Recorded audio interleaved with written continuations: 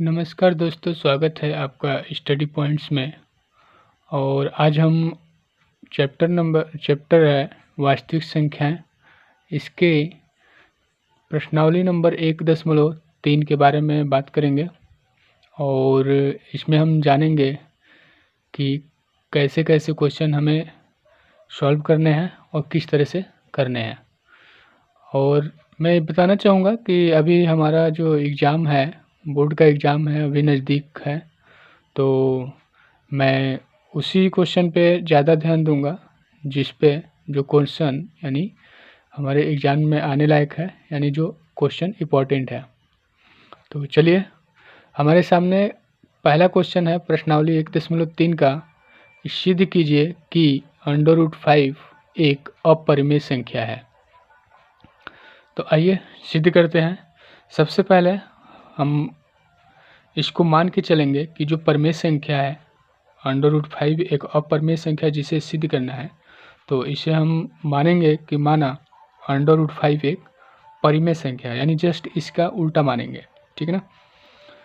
तो चलिए, माना √5 एक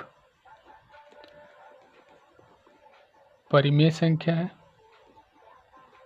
परिमेय संख्या है। ठीक है ना। जब ये परिमेय संख्या है तो हम इसको क्या लिख सकते हैं, हम जानते हैं कि परिमेय संख्या, कोई भी परिमेय संख्या किस रूप में होता है, तो p/q के रूप में होता है। और वहाँ पे जो q होता है वो नॉट इक्वल 0 होता है, यानी 0 के बराबर नहीं होना चाहिए हमारा, तभी वो परिमेय संख्या बनेगा। तो इसको हम क्या लिख सकते हैं, √5 = p/q, जहाँ q is not equal to 0। ठीक है। तो ये चीज़ें हमारे सामने आती है कि जो हमारा q होता है वह 0 के बराबर नहीं होता है। ठीक है। तो हम इसको इस तरह से लिख सकते हैं। अब यहाँ पे हमारा जो p/q, मान लो कोई परिमेय संख्या है, तो उसमें उसका जो उभयनिष्ठ गुणनखंड होगा, हम मान के चलेंगे कि p/q का जो उभयनिष्ठ गुणनखंड होगा उसको, यानी उसमें जो कोई संख्या उभयनिष्ठ होगी जो कटने के बाद a/b के रूप में आएगा। ठीक है। जैसे हम यहाँ पे मान लेते हैं कि यदि p तथा q को उभयनिष्ठ गुणनखंड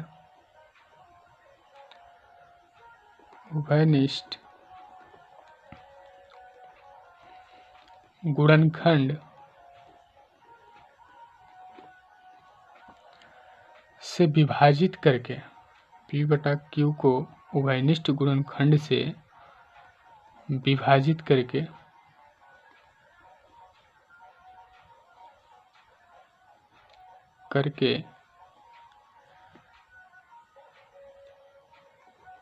करनी में 5 बराबर a/b प्राप्त करते हैं।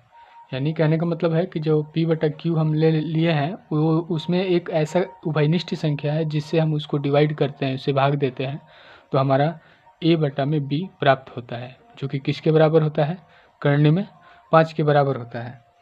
तो हम इसको इस तरह से लिख सकते हैं। ठीक है।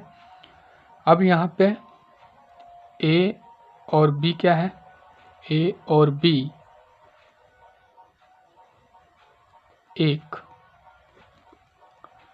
सह अभाज्य संख्या है। ठीक है, सह अभाज्य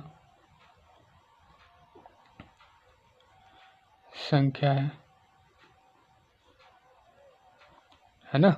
जो उभयनिष्ठ संख्या थी वो तो कट गई, तो a और b जो हमें प्राप्त हुआ वो क्या प्राप्त हुआ, सह अभाज्य संख्या, यानी उसमें अब कोई उभयनिष्ठ गुणनखंड नहीं है। उसमें अगर उभयनिष्ठ गुणनखंड होता केवल एक ही हो सकता है। ठीक है।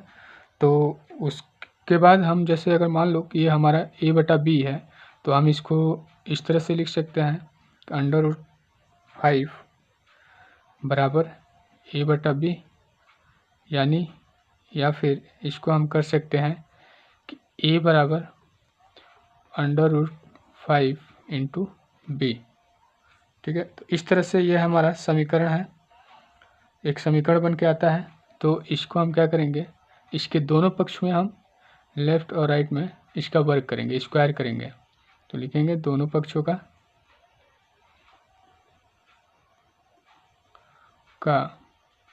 वर्ग करने पर,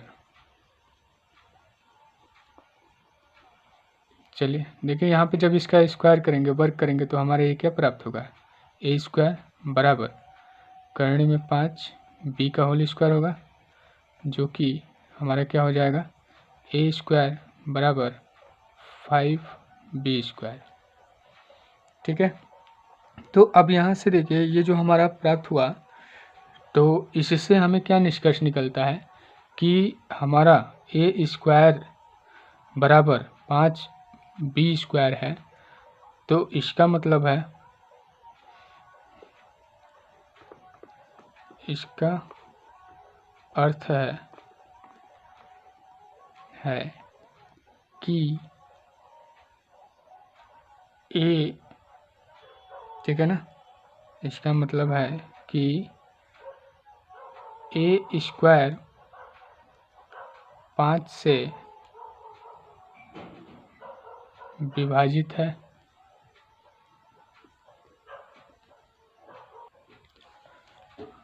अर्थात हम कह सकते हैं कि जो ए है वो 5 से विभाजित होगा, 5 से विभाजित होगा। ठीक है, जब ये ए हमारा 5 से विभाजित होगा तो हम मान लेते हैं ये समीकरण हमारा एक इसको ले लेते हैं कि ए जो है किससे विभाजित होगा, 5 से विभाजित होगा।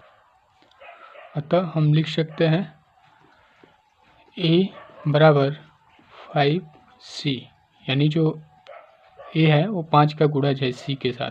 ठीक है, तो यहाँ से हमारा ये संख्या प्राप्त होता है। अब यहाँ पे क्या करेंगे, जो हमारा समीकरण था, समीकरण क्या था, ए स्क्वायर बराबर 5b स्क्वायर, इसमें ए बराबर 5c रखने पर, चलो देखते हैं रख के क्या होता है। तो यहाँ पे हमारा ए बराबर क्या रखना है,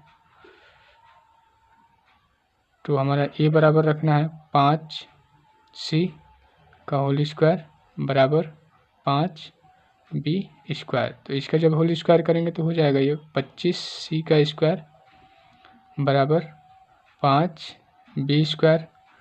ठीक है, तो अब यहाँ से हम c का मान निकालते हैं, तो c बराबर हमारा क्या आ जाएगा, c स्क्वायर, तो ये आ जाएगा 5b स्क्वायर बटा में 25, यानी इसको अगर हम इससे कटाते हैं तो ये आता है हमारा b स्क्वायर बटा में 5।